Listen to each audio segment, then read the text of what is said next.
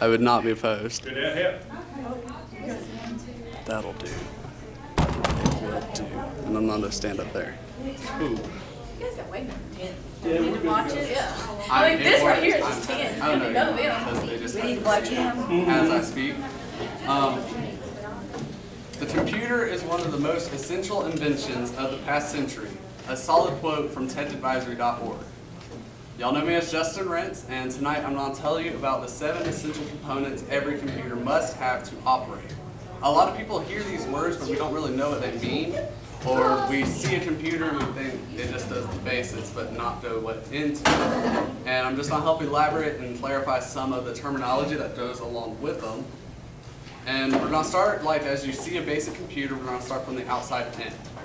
The first thing you see on the computer would be the basic case. That's what most people recognize as a computer with the tail coming out of it, which is for the power source. The case of the computer is considered the house, and that's what everything mounts to and holds the components inside, while the cord connects to the power supply unit, or the PSU, which powers everything within it. Aside from these two units, everything else is held completely within the case and is powered and connected together. These two are the only two standalone units of a computer. Once you move inside of the case, the only thing you see that is not connected to a motherboard is your hard drive. There's 2 types of memories. You've got long-term hard drive memory and short-time RAM memory. A long-term hard drive memory is like studying for something every single day, and you'll remember it. It's what holds the vast amount of storage when you're lodging pictures, videos, and the such. And then your RAM is integrated directly into the motherboard, which is what launches applications. So your long-term memory from your hard drive will load into the RAM, and then that's what actually runs the program. And then as you save from the RAM, it goes back to the hard drive.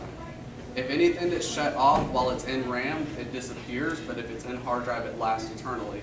And that's why you can move a hard drive from computer to computer and still have all your stuff on it. Once you move past the RAM, you're gonna see the motherboard and everything attached to it. One of the biggest pieces attached to the motherboard, and often the most expensive, is the graphics card. It's what enables your computer and computers nowadays to broadcast 4K television, which is the highest graphics up to date. It's usually a standalone card, although a lot of more modern computers and laptops have the graphics card integrated within the motherboard itself. And that actually brings us to the motherboard. The motherboard is the main hub for a computer.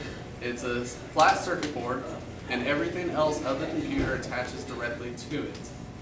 It does not hold any information on its own, but every piece of information source is connected to it, and it houses it all as one. It's what information flows to and from, and actually does the mechanical work of the computer. It also acts as a protective casing for the central processing unit, which is the most essential of the 7 essential parts for a computer. It is the quote-unquote brain of a computer.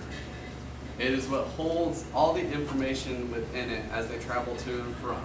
Depending on the size of the processor, actually changes how fast the computer will work. Anything else you can change to and from whatever, but your processor at the end of the day does all the hard work of the computer. All of these together are what allow the computer to work as a team. It's what allows it to build together into one environment. A quote from A Quick Introduction to PC Hardware from BrightHub.com refers to it as, "It allows for all other components in the computer to become team players." Those are the 7 key items of a computer, and a computer cannot function without any of them.